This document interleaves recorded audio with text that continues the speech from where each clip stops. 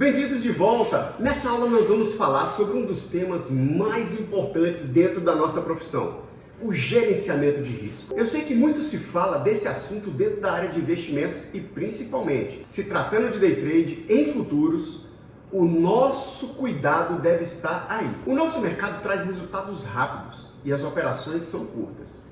Se trata de um mercado extremamente volátil, portanto ele é perigoso para os que se aventuram sem conhecimento. Independente da sua experiência ou estrutura psicológica, o gerenciamento de risco é fundamental para te manter vivo e operante nessa área.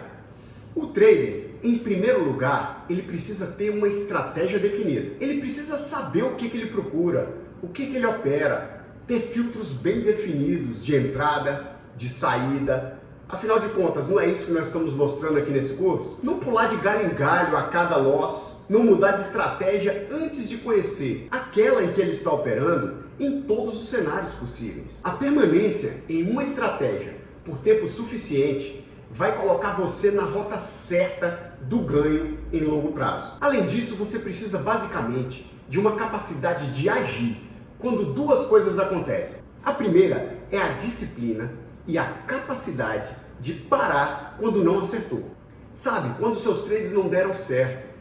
Isso se chama ter um limite diário e até semanal para perdas financeiras, que devem respeitar uma porcentagem financeira do valor que você disponibilizou para o day trade. Quando as suas operações atingirem esse valor determinado, você deve imediatamente parar de operar e só voltar no dia seguinte. Essa atitude é de extrema importância se você deseja ter sucesso.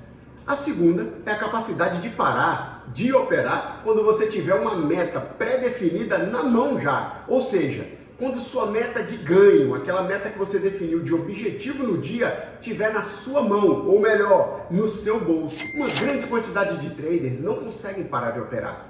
Isso acontece por alguns motivos, que se for o seu caso, você precisa corrigir.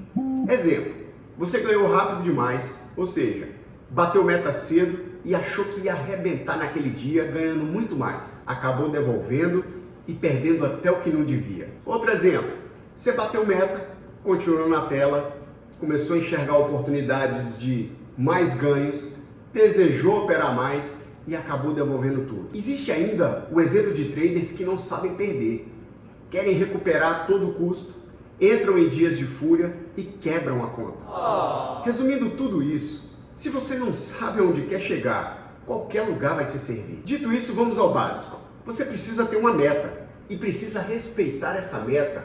No dólar eu tenho uma sugestão para você. 5% do capital que você colocou disponível para o day trade por dia. Nossa, Alan, 5% é muito. Quem é que ganha 5% por dia em investimentos? Eu preciso te dizer, no dólar futuro, isso não é muito. Deixa eu te dar um exemplo. Pensa num capital de R$2.000 para você operar e você precisa fazer R$100 por dia para cumprir os 5%. Olha só como ficou mais fácil. Com um mini contrato, você precisaria de 10 pontos. Então o seu objetivo diário é fazer 10 pontos com um mini contrato. Parece mais simples, não? Visto que o dólar anda mais de 200 pontos para cima e para baixo por dia, você, dentro do que nós vamos ensinar aqui e da sua prática, conseguir 10 pontos, isso é moleza. Quando você tiver mais conhecimento, com esse mesmo capital você pode subir para 2 mini contratos. Como você aprendeu na aula de mini contratos, agora você precisaria apenas de 5 pontos para bater essa mesma meta. No universo do mercado futuro, esses são resultados comuns no dia a dia. Eu volto a repetir. O que vai separar você do sucesso vai ser o fato de você não respeitar as regras que você mesmo definiu. Com tudo que você aprendeu até aqui e com o nosso acompanhamento, com a nossa ajuda, eu acredito em uma jornada de puro sucesso. Vou lembrar de novo para você que para ser uma trajetória de sucesso, você deve parar de operar sempre que bater sua meta. Como eu falei no início da aula, você também deve saber e ter definido um limite de perda para o dia. Por experiência, eu sugiro o seguinte: para o mesmo capital de 2.000, você vai determinar um limite de perda de R$200. Isso mesmo, 2 vezes a sua meta. Dentro do nosso operacional, que acontece sempre na tendência, a probabilidade de você atingir esses 20 pontos com um mini contrato é pequena.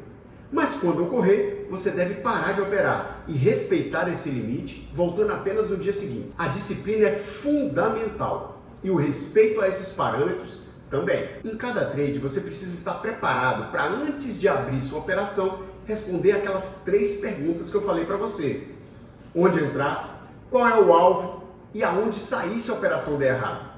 Outra coisa a ser observada e que é muito importante é o risco-retorno dessa operação dentro do seu estilo. Deixa eu tentar ser mais claro com você. Vamos supor que você busque 15 pontos por operação, com stop de 5 pontos em cada operação. Nesse caso, você vai estar numa relação risco-retorno que nós chamamos de 3:1. Nessa relação, só para você ter uma ideia, mesmo se você errar 70% dos seus trades, você ainda vai sair no lucro. Esse tipo de stop se chama stop por payoff. A assertividade sempre vai ser importante, mas como seus objetivos em cada trade nessa modalidade são maiores que os stops, você até pode ter uma assertividade menor que ainda vai sair no lucro no final. Outra forma de se operar é por assertividade. Aqui já reina a ideia de acertar muito mais do que errar. O raciocínio é simples.